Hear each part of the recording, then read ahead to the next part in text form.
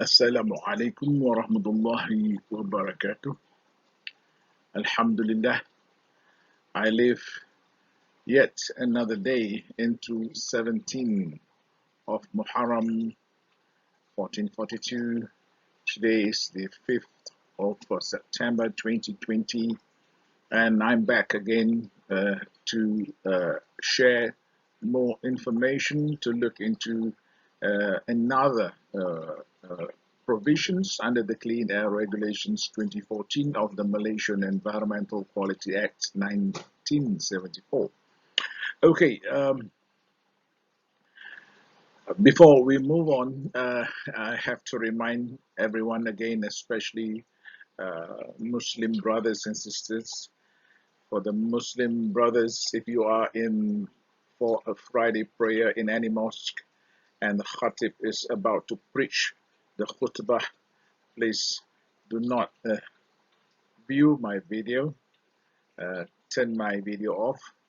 And also for others who are in other places of worships, or you are having meeting with somebody important, or even driving your car and flying F-16, or even riding your brand new BMW R1000RR, please do not watch my video in those situations, and especially after coming back home after a good dinner in the weekend, your wife calls you to bed, go stop my video.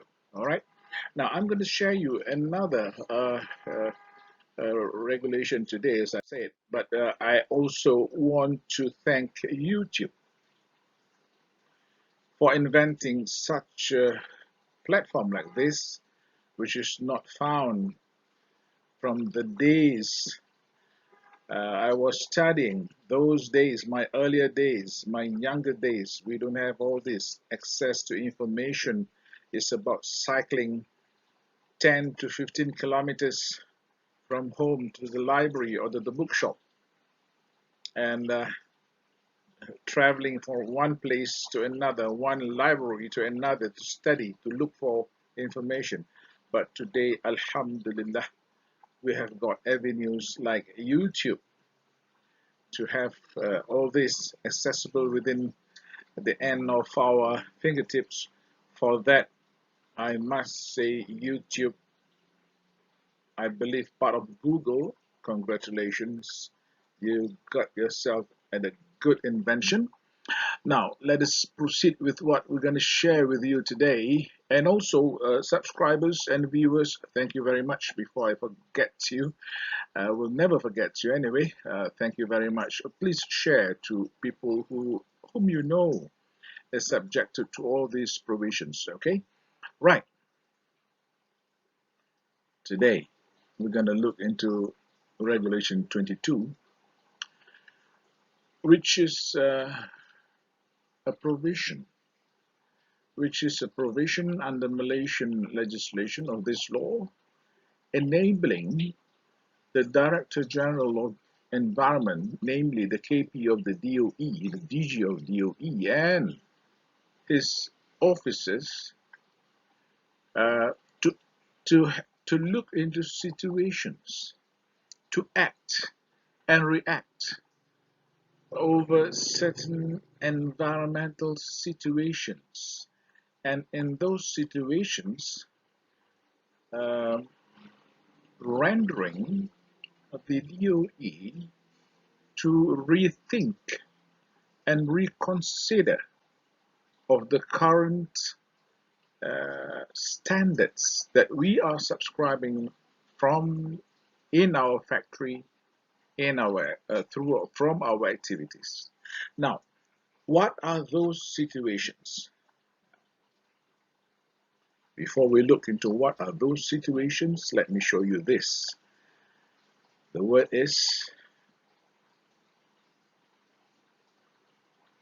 this is when DOE is very sure from their own systematic and I would say professional expert analysis of situations, namely data, reports, public complaints, community grievances, or perhaps reports from mass media, or perhaps official reports from, well, at ministry level, or perhaps some prominent statement coming from NGOs, other bodies, perhaps Chamber of Commerce or Federation of Malaysian Manufacturers, or even other bodies which are related, which are paying attention to environmental situations due to the emergence of certain vivid issues related to pollution, and in this case, air pollution, then the DOE would look into all these situations and would think, of course, officially. Think officially means there's a meeting, all right, a systematic management onto it, and may decide on certain, uh, I would say, terms, additional terms and conditions. Let's put it lightly right now for the moment, upon us for us to comply. Now, if those situations that they gather from the public made them think or believe that the existing standards or environmental air pollutants parameter is not enough, then the DOE has the power to add on additional parameters. For example, let's assume we are now in electroplating plants, or we are plating some fancy exhaust pipes. All right. For example, SC project chrome exhaust pipe, for example. All right, just nothing to do with SC. It's just an example, which is manufactured here in Malaysia, but it's not actually, okay. And these exhaust pipes, one of the process after acid prickling is probably nickel plating, and the solutions that are involved are a few electrolytes. One of them probably nickel chloride. It's an electrolytic process, and there are it's a set of temperature, and with that there's high volatility of the liquid of the electrolyte, and fumes are emitted. It is captured in the hood. You have a scrubber, maybe, or you have a dust collector, maybe. All right, in this case, so those air impurities are actually emitted out, but for example, through your scrubber, and apparently your scrubber, some form of solids, uh, it may comply to the existing standard, because scrubber emissions can be talking about acidic fumes, okay, usually acidic fumes, and maybe if you look at the parameters, remember, electrolytic process, if it's a factory, it does not fall in the first schedule. Remember that? Are you there? No? We are talking about this one. It is not in the first schedule, and therefore it is subscribing to fourth and fifth schedule. Now, if you look at fourth schedule, as you know by now, they are regulating dioxin and furan, right? And if you look at the first schedule, you have got extremely hazardous substances, category 1, which is a redundancy of dioxin and furan, maybe more wider scope, yeah. And then you've got carcinogenic, gaseous, inorganics. All right, so I'm not sure if you could see things like nickel, just an example. Therefore, in the absence of that metal in that standard, the DOE with this, probably with this knowledge, may add on certain parameters. For example, in this case that we are discussing, nickel, heavy metal that is emitted through the scrubber. That is one example, just an example, okay? And this is based on your report, either manual reporting or your CEMS. And apparently from these reports that is submitted to DOE, they find that the emissions from our sources of air pollutants is always exceeding the standards that has been stipulated in the law. All right, that would prompt the DOE to do. This is one scenario that prompt DOE to perhaps make the emission standard much stricter. Or in another scenario, the DOE learns that either by notification from your factory or by DOE visit. Remember, DOE is visiting our premises. Apparently, they found that we have increased our production throughput. Excuse me. We have increased our production throughput, and we have increased our raw mats, our production rate. All right, and that from the data that DOE compiled, they found that the existing compliance is already like marginal. It's already like touching the ceiling of the limits, and at, and they believe from the data that they receive that that increased in production rate or production capacity, but not increasing the capacity of the air pollution control equipment might cause those standard legal limits to be breached at any time. All right, as you know, conditions differ.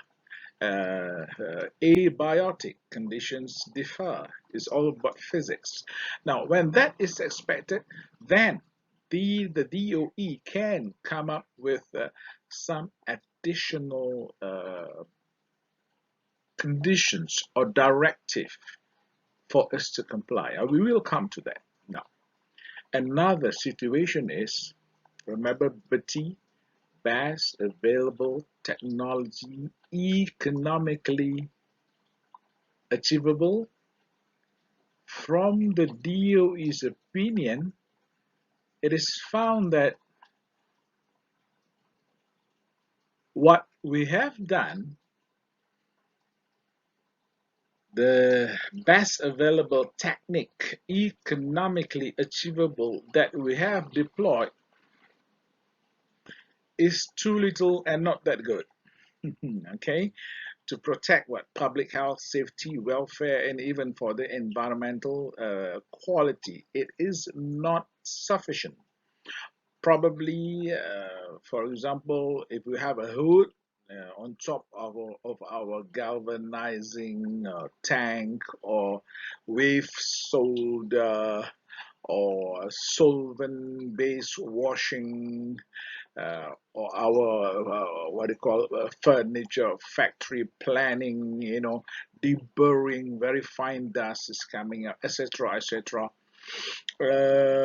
Even including metal fabrication, and there are too much of the so-called fugitive dust still emitted from our activities, then despite the fact that probably we have some B-T in place, but if the DOE finds that it is insufficient, then this is another avenue that the DOE can impose additional standard, or additional limits, more stricter limits, or even impose for us to upgrade and install better control equipment. We'll come to that.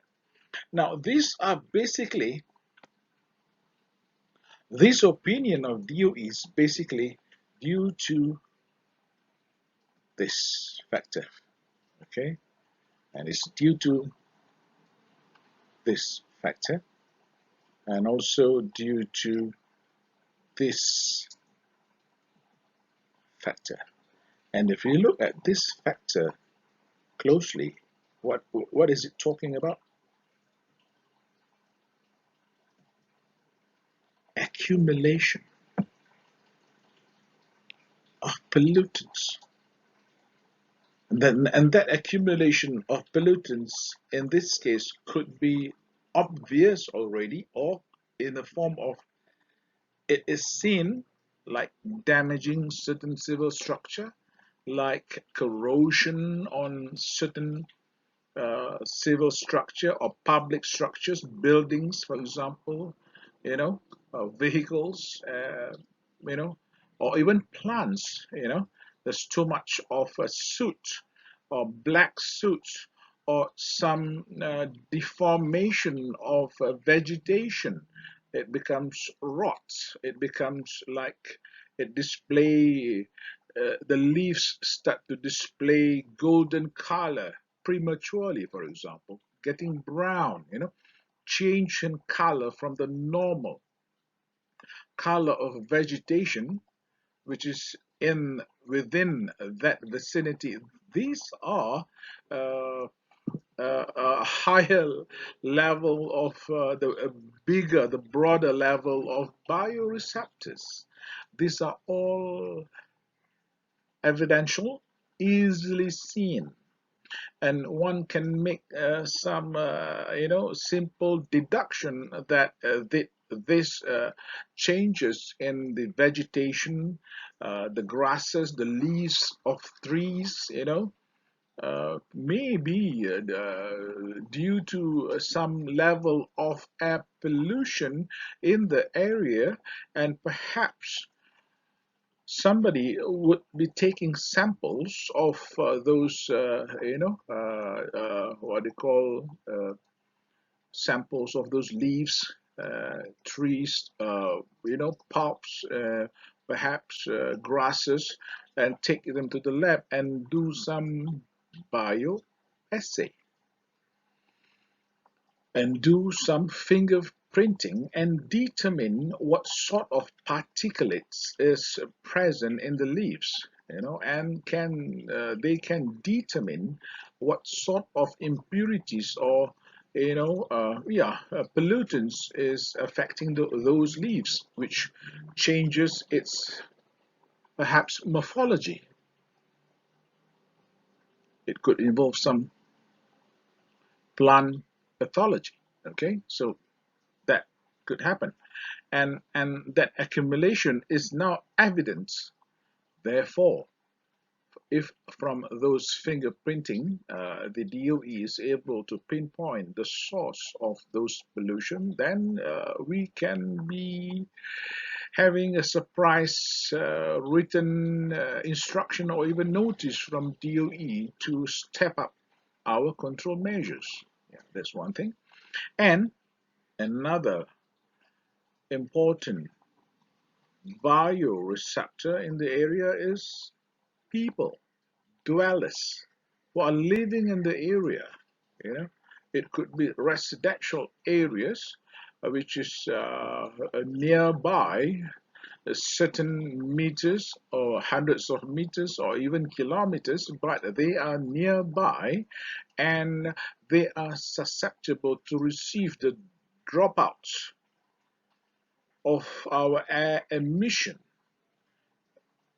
depending on the wind direction. If they are downwind in that particular month of the year, and they receive all this, and it is evidence, there is enough evidence to state that they are the receptors and they are affected by that sort of fallouts of air impurities, and it is probably confirmed by a medical practitioner or even an industrial hygienist or an environmental toxicologist to give a cumulative opinion or judgment, or in fact report or conclusion, medical conclusion, that they are affected, then that would prompt the DOE to make one step nearer into giving a notice under this regulation for us to increase a number of parameters, or perhaps step up our control measures, or increase the capacity of our air pollution control equipment, increase capacity or increase efficiency of our air pollution control equipment. These are all evidence that can render DOE to make such step for the sake of the people, for the sake of other bioreceptors within the region. All right. And look, the word is potential. It has not entered yet.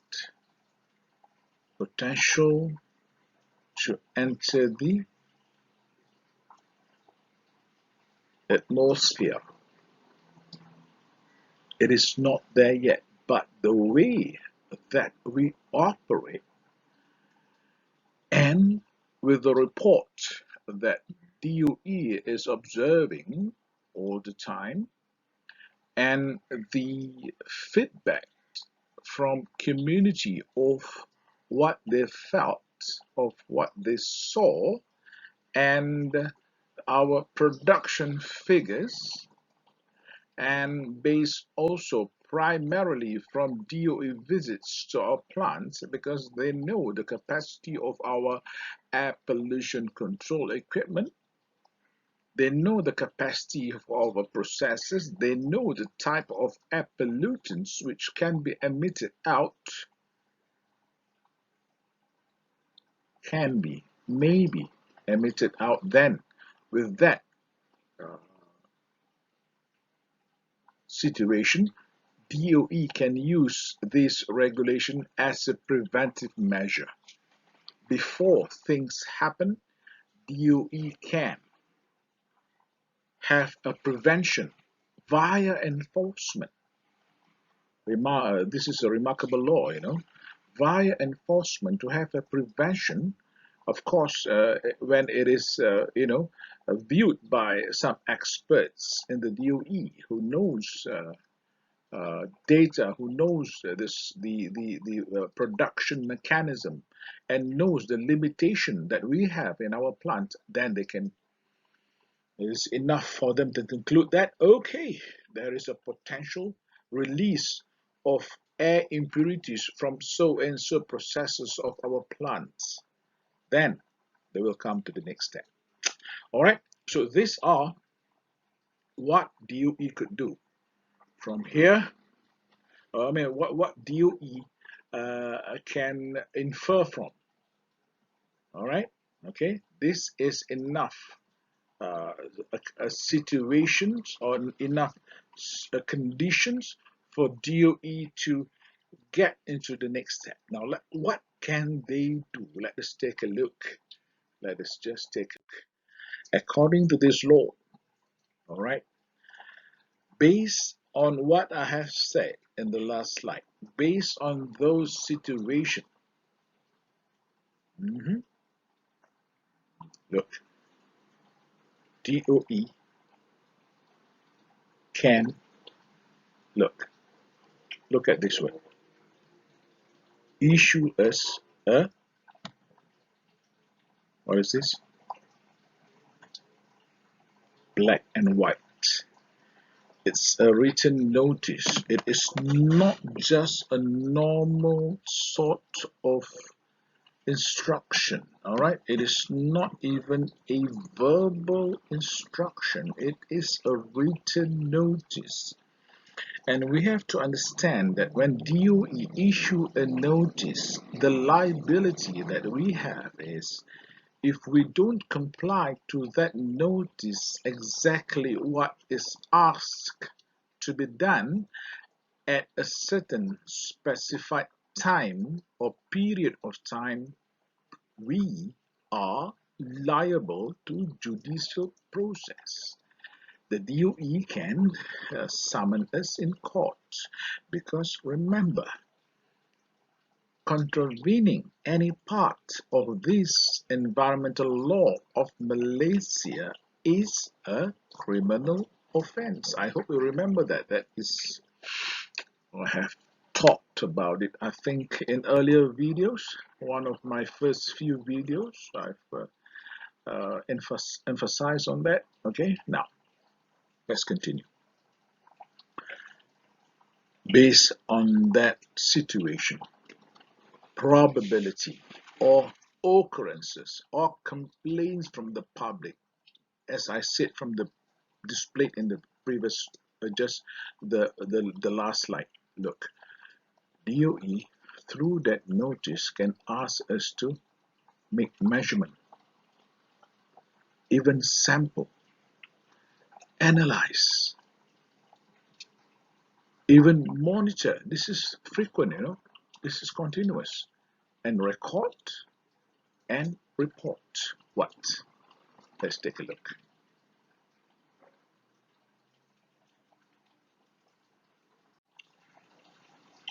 Additional parameters. See that? We are susceptible to this.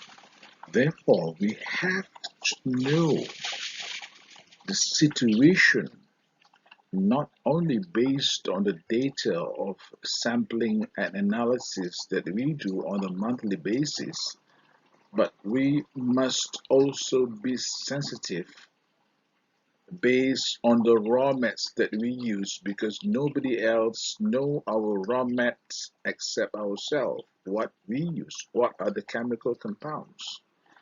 Therefore, we ought to think that are those raw mats, are those process intermediates, releases, is not captured by the law. We have to have that conscience. And because if the DOE knows about it from those situations I have described earlier slide, they can ask us to measure, to pay attention on those parameters, those air pollutants or air impurities, as we call them. We've got to take measurement. We have to sample. We have to analyze, monitor, record it, report it, okay, at our own expenses. That is why we have got to, I have suggested in some earlier videos that we do waste stream audits, and we do it in a manner of mass balances of materials from raw mat to product to identify and quantify what are being released, not just as solid waste, affluent and also product, but also emissions. We ought to know in quantified form. All right, so in this regulation, as you could see, look, what are the additional parameters? Take a look at this one. How general this is. And only we know what we are emitting, right? Which is not currently measured. There you are.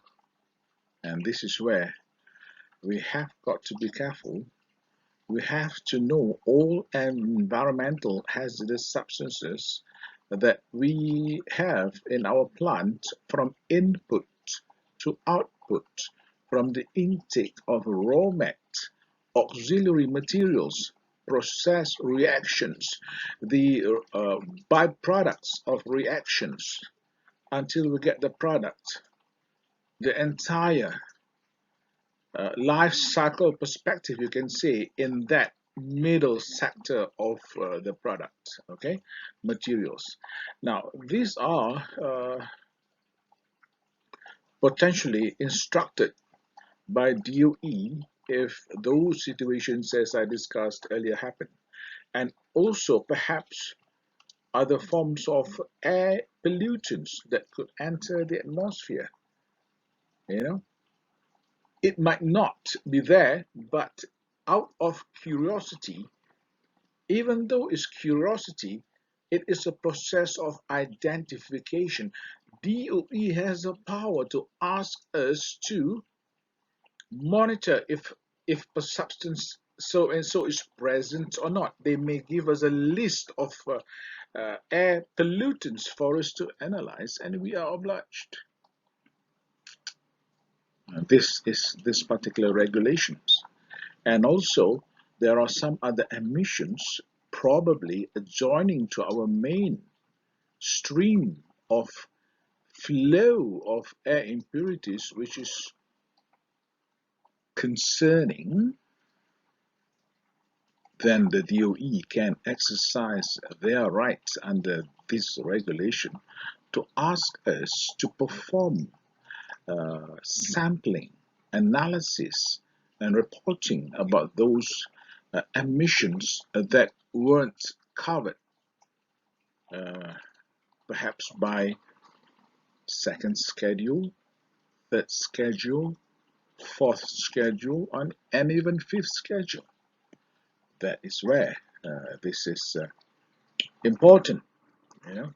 So my suggestions that, you know, if we are the factory, we know our activities, and we have got chemical engineers or industrial chemists working for us and mechanical engineers working for us. It is worth for these people who were trained in those disciplines to come together and think about what is the balances in the entire process and activities, and to determine all the probable impurities or emissions which were not covered by those major schedules of regulation 13.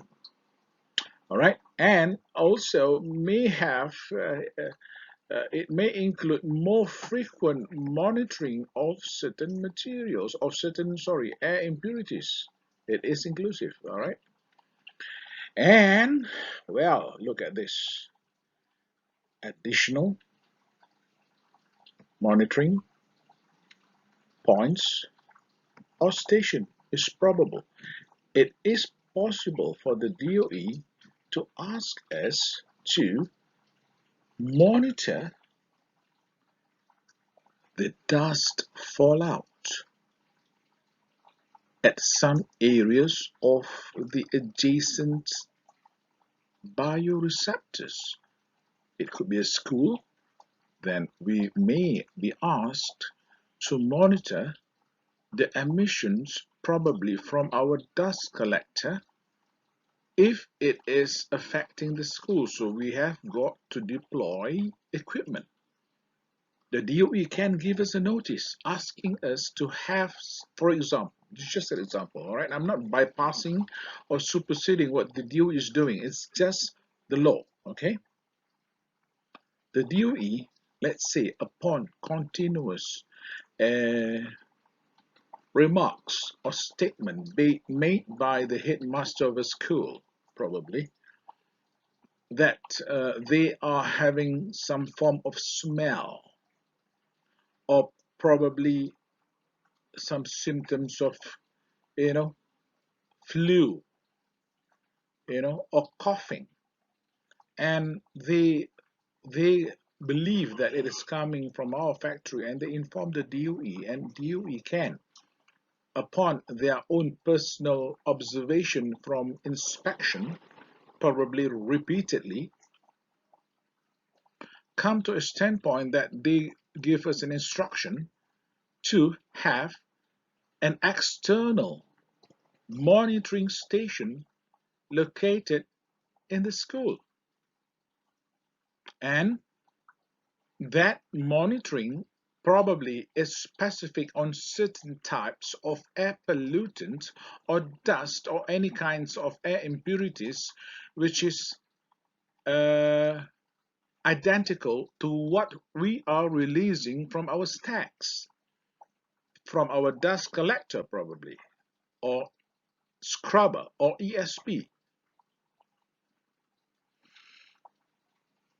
And if the data really confirm that what this school is receiving as fallout is identical to what we are releasing from our plant or activity, then the DOE may impose standards, certain standards, steps, or even measures in the form of written instruction, in the form of written notice, for us to do some form of prevention or abatement based on their opinion and what they believe is correct. Okay, so these are all, probability. Or even the DOE can ask us, okay, since the school is affected now, maybe your emissions from the point source of your scrubber or dust collector has got to be brought down to a more stringent limits. That is also possible. There you are. Got it? These are all probability. All right, situations happen, and this law is made, I believe, is made from a group of people who has got more than 20, 30 years of experience and have understood the communal behavior with environmental pollution. All right, and they know very well the impact of and air pollution to communities, and they have enough records of the types of pollutants and how does it affect bioreceptors. Okay, or even if the fuel type is a concern, DOE can ask us to change the type of fuel that we are using. Maybe, for example, in our asphalt stationary asphalt production plants, we are using light fuel oil or medium fuel oil. Probably due to these situations, the DOE could ask us to change from a medium fuel oil to maybe diesel, for instance. That is also one of the power of DOE. And in generality, technique of the law, other measures, because it's subjective, isn't it? Other measures, it can be anything, all right? The what they call the source of pollution can be due to many things, and because of that unpredictable nature of air pollutants and their sources, DOE has got the luxury under this law to use their expertise and impose other measures that is known to them that could solve the problem. And there you are, other measures. It could be anything. It could be specifying certain types of monitoring equipment, or getting certain systematic analytical sampling technique. It can be that, or to have a mobile unit to collect, sample, and analyze air impurities based on the varying meteorological factors around the area. That can be so too. It depends on the technology available to them or known to them. They can expedite. the exercise of all these technologies to ensure that the public and the bioreceptor is relieved of all these so-called air pollution impact coming out or coming from our activities. And that is another possibility. So that is what this law is about. Remember, not a verbal instruction, but a general, specific written notice by the DOE. Okay, that's how it worked. All right, so I believe that is about it for this particular video. I hope you have a good picture of what this legal requirement is about. Regulation 22, the Clean Air Regulations 2014. Thank you for your attention. Thank you for your time. Appreciate your attendance today. So I believe, wish me longevity, live long enough until I could record the next video and for us to uh, digest it together. So for the time being, I wish everybody safe, protected from the infections of COVID-19, and have a good health in general, what they call good zest, energetic, wisdom, and I end this video with Assalamu alaikum wa rahmatullahi wa barakatuh. Till the next video, inshallah. Take care.